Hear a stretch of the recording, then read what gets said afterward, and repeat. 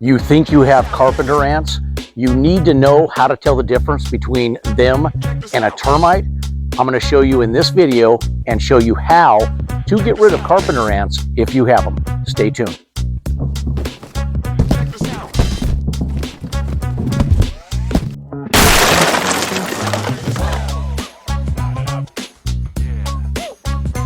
Hey guys, welcome back to the channel. Craig, howtopest.com.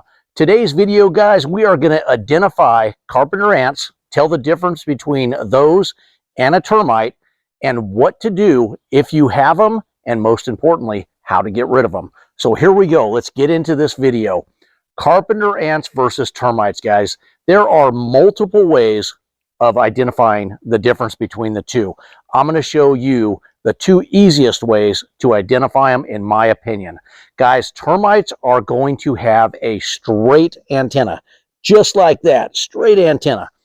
Carpenter ants and ants in general have an elbowed antenna, like this, and then like this. We will show you examples on the screen, better than what I just gave you right here. But that is one of the easiest ways to tell. Straight for termite, elbowed for ants and carpenter ants. Now, another way to tell is a termite is going to have a segmented body that is just straight all the way through.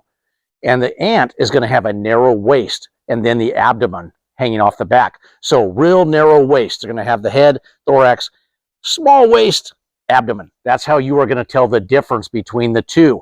Now, can they both have wings? Yes, they can, because during mating season, they both fly. The males will leave that nest in the springtime, just like the termites, and they leave for different reasons, different types of ants. They will leave early in the afternoon, all the way up to leaving after a light, heavy rain. And then they will go out swarming, looking for a mate. So they both do that. So don't think that you just have termites because they're swarming. That can be the carpenter ants seeking out a mate. Now, once they seek out a mate, what do? Well, they go ahead and they impregnate that queen, and then they die off. So typical male, female, we do all the work, and then they get all the credit. Just kidding, guys. Don't hate me, females. Now, once they die off, the impregnated queen goes off in search of a place to lay her eggs. So she goes and she finds a stump, a tree, into the ground, into wood chips, into the ground, into mulch, things like that. And then she closes herself in and she starts laying those eggs.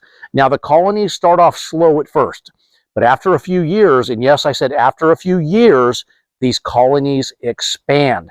And then what happens, where most people notice, is you start to get satellite colonies in your house, in your structure. See, the main colony typically does not start in a house. It usually starts outside, somewhere in a tree or a stump, something similar to that. And then satellite colonies branch off, and you can have multiple satellite colonies in your structure, in your casa, with thousands of ants. Now, one of the differences between carpenter ants and termites are actually eating the wood, and then they're putting out that sawdust looking stuff that looks like your husband just did some woodwork. That's what it'll look like. Now, carpenter ants, they're not eating the wood. They're just chewing through it. And then they're putting out a fibrous residual, which is finer than the termites. So it kind of looks similar, but it's more dusty, more fibrous, like I said. So look for that.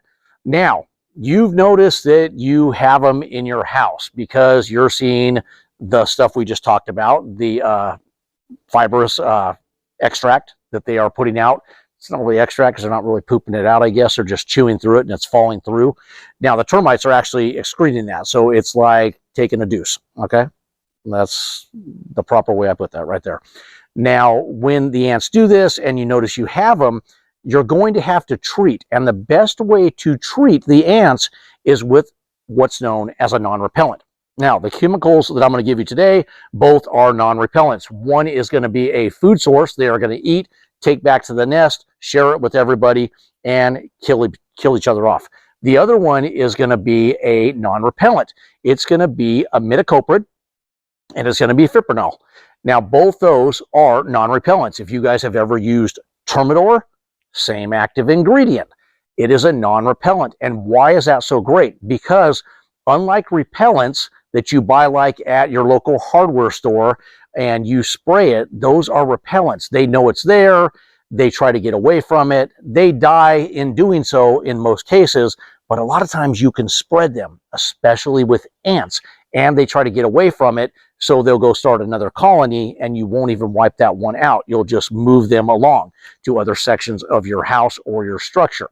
Now, the baits versus the spray. Now, the sprays we're going to use today is going to be fume fuse foam.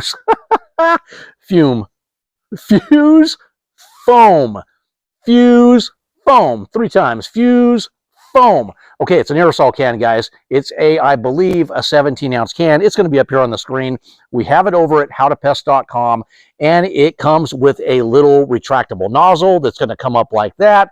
You are going to shake the can really well, and then you are going to apply. How do you apply this? You are going to apply it directly into the galleys. So if you see the holes, the best thing to do is actually treat them holes and then do what's called a knocking method or a probing method. And you can do that with either just knocking your finger on the wood and listening for a hollow sound, or you can take a tapping instrument as simple as a screwdriver and you can tap that in the areas. Now, if you hear a hollow void in between the holes you see, or you even don't see but you know they're there, you need to drill a small hole. It's going to be the size of the tip that is on the fuse foam. And you'll drill that hole in. It's only going to go in about that much, and you are going to inject the foam. Now, how much foam? I mentioned you're going to shake the can up of the fuse foam, and you are going to put it in the galley, the hose, the straw, and you are going to inject it for probably just a second or two. This foam is a 30-to-1 expansion. That's a lot, guys. So if you held this can down for 5 seconds, it's going to give you a quart of foam. Now, I have videos on fuse foam where I show the expansion rate and how it is. So go over to fuse foam on howtopest.com and play the video, or go to our YouTube channel, which you are watching right now, and look for the fuse foam video, and you'll see exactly how it works. But that's how you apply that. Now, let's say you need to apply it to a trail on the outside. You can do that.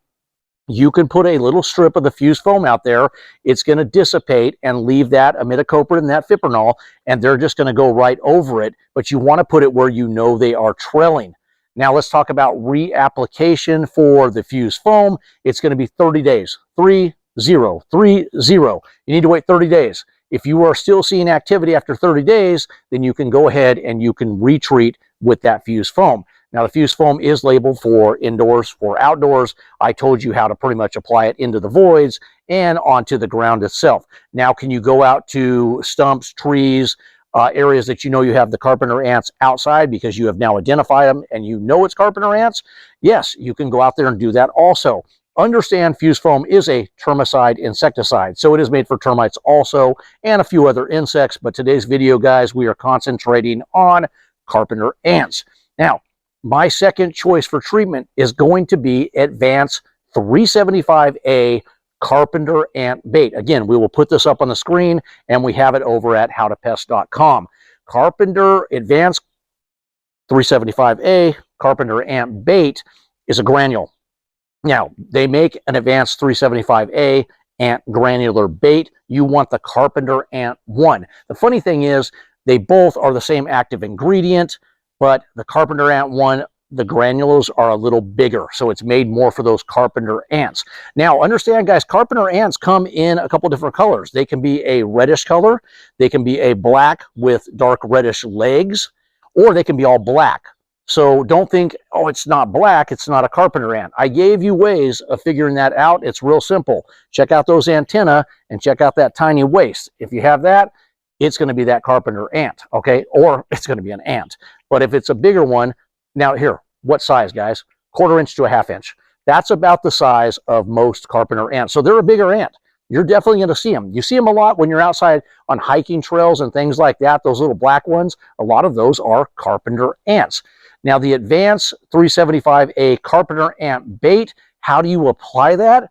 It's in a shaker bottle. It's real simple. But it's going to be about an ounce that you're going to put out for about 1,000 square feet. And then there's different variations on top of that. So a little goes a long ways. Make sure that you do not contaminate where you put the Advance 375A Carpenter Ant Bait. Man, that's a mouthful, because it's like putting poison on your food. You go to In-N-Out, you get a burger, someone douses it with some poison. If you're normal, you're not going to eat it. If you're not, you're probably chowing down. But that's you guys. I'm going to leave that one strictly up to the people out there. Don't contaminate the bait, okay? They're not going to eat the bait, and you're going to wonder why it's not working.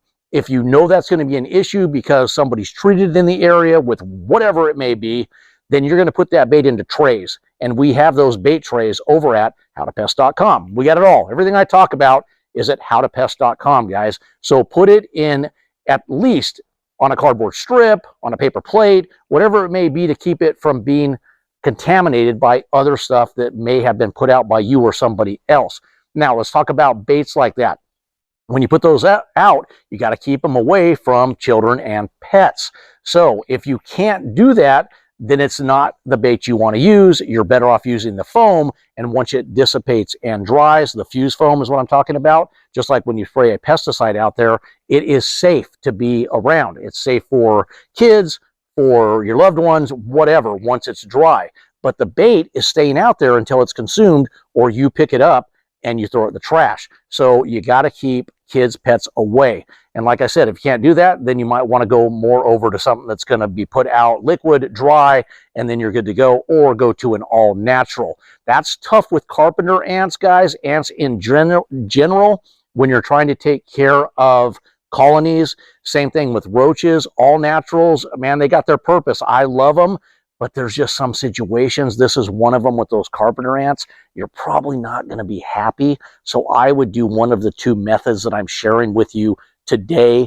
We have other ways of taking care of carpenter ants. You can go over to howtopest.com, hit that search bar, punch in carpenter ants.